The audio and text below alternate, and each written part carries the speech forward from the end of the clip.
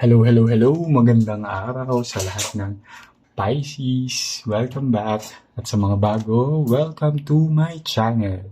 Ako nga pala si Mystico Moreno or in short, Miss Mo. At dito sa aking channel, we will manifest love. Sa inyong Tagalog, love reading ngayon na mismo. Okay, so today ang gagawin natin ay ang inyong weekly love reading para sa February 23 to 28. So, ang dulo na ng buwan. So, tingnan natin ano bang masasagap ko sa Pisces Collective. At habang binabalasa ko to, gusto kong magpasalamat sa lahat ng Pisces na sumusuporta sa aking channel. Maraming salamat po. Sa mga bago, sana supportahan ko rin po ang aking channel by subscribing to this channel, liking this video, and engaging sa pamamagitan ng pag-comment sa baba. At kung gusto nyo ng personal love reading, nasa description box lang po yung email ko. Pwede nyo po akong kontakin. Okay? Sige, ang gawin ko ngayon is bubunot ako ng isang card from this deck, which is the overall energy ng reading. At sa dulo, bubunot ulit ako ng isa pa to seal the energy. Okay. Second card para sa reading dahil February, Dreams. Ooh! Ang nasasaga ko energy ay itong taon na to is a dream come true para sa inyo. Ito yung minamanifest ninyo, ito yung pinapangarap ninyo, at ito yung dream love story ninyo. Pero tingnan natin yung detalye, diba? Alamin natin ano yung storya behind this dreams card. Okay, and gusto ko lang i-remind na collective reading itong ginagawa natin, kaya it may or may not resonate sa inyo. Sige, so kung hindi siya mag-resonate, okay, huwag nating pilitin. It only means na hindi para sa inyo itong reading na to. So, abangan nyo lang yung masusunod ko pang love reading. Kaya subscribe na para updated kayo sa mga darating pang love reading. Sige, so bubunot ako ng 10 cards and interpret natin yung bawat isa. So, second card, Seven of Pentacles, Knight of Wands, The Magician. Okay, nag-resonate na siya agad. Seven of Cups, ooh, Five of Cups, The Hierophant,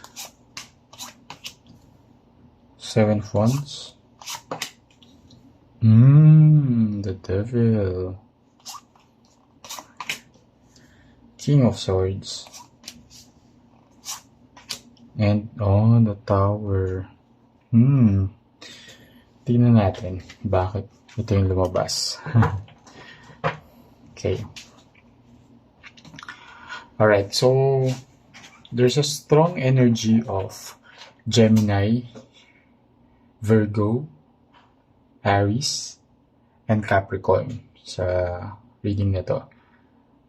Saka Taurus din pala.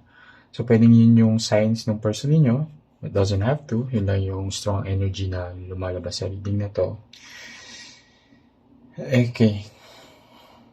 Sige, nagsimula siya sa Seven of Pentacles and nag-end sa Tower card. Okay.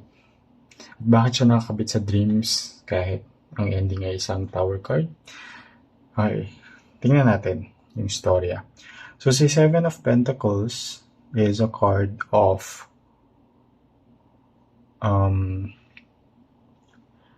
reflection.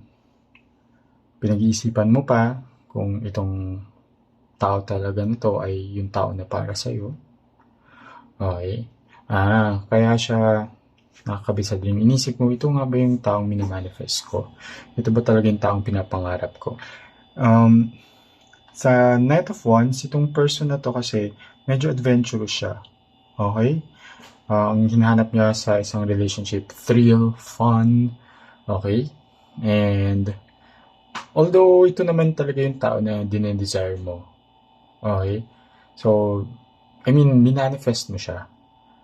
Ito rin yung nasa, yun nga, kaya dreams card is, itong card na to is card of manifestation, something na yun nga, yung mga bagay na pinapangarap mo, di ba? Na dumating sa life mo, lalo na when it comes to love. Kaso, shown here by the Seven of Cups, you still let go of this person. Okay? Kasi,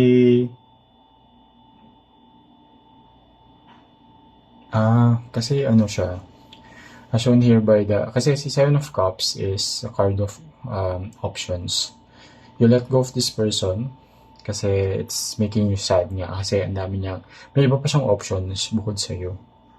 Okay? As shown here by the Five of Cups, it's a card of sadness, card of loss. Okay? So parang yung dream, yung tao na pinapangarap mo, 'di ba? May iba rin nangangarap sa tao na to. Okay? So, and yun nga, may iba pa siyang options. And syempre nakakalungkot siya pag hindi ikaw yung pinipili at mayroon pang iba na parang pinagpipilian pa. And parang nangyayari na lang sa'yo dahil nga parang ito yung tao na minanifest mo, pinangarap mo, sana nakala mo siya na, diba? You're trying to hold on to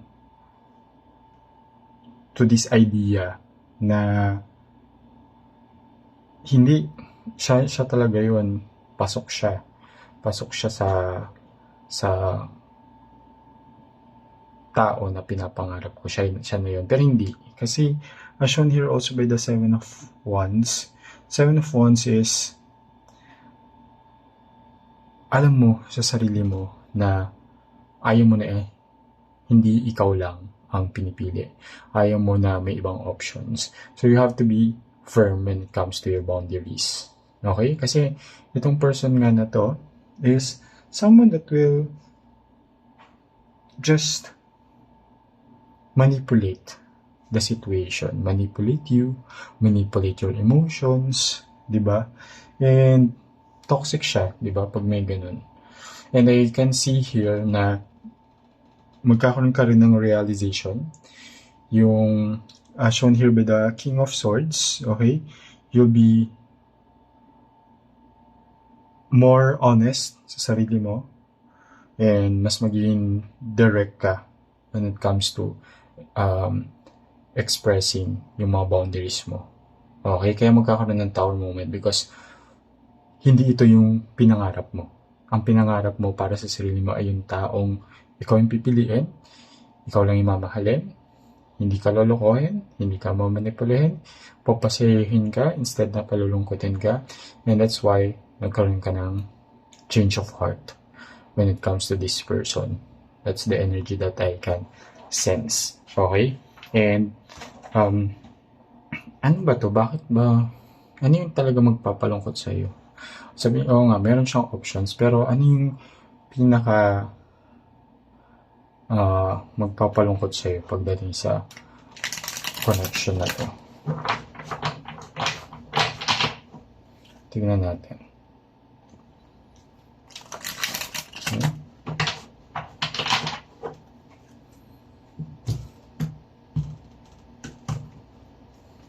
Sige, 7 card. Sige, Knight of Cups. As clarify din natin itong boundaries na isiset mo dahil nga may tendency itong person na to manipulate things. Nine of Coins. Okay. Sige. Okay, so si dito muna, yung si Knight of Cups. Si Knight of Cups, yun nga, meron siyang gagawin na unexpected, na ikugugulat mo. Kaya, and I think related nga siya, siguro malalaman mo nga na may iba pa siyang option bukod sa'yo. Yun. So, it's something unexpected na mangyayari, na ma-reveal sa'yo, malalaman mo. And yung boundaries na isaset mo is connected siya kay Nine of Coins, which is,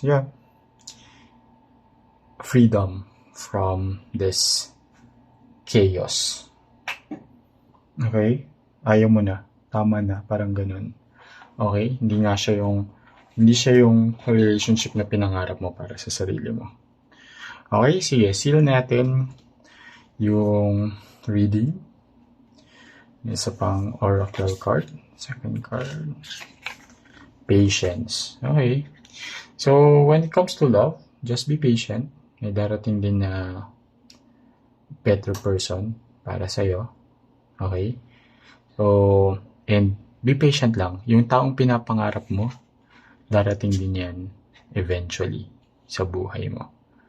Okay? So, if this reading resonates, okay, claim this energy of dreams and patience. Comment na sa baba. Okay, the energy is hindi ito yung tao na pinapangarap mo. At yung taong yun, parating pa lang siya. Yung taong pinapangarap mo, parating pa lang siya. Kaya, be patient at maghintay lang. Okay? So, sana mag-resonate. I hope this helps. O kita-kits na lang sa susunod ko pang love reading dito lang sa akin channel. Ako si Mystico Moreno, or in short, Mismo. Ingat!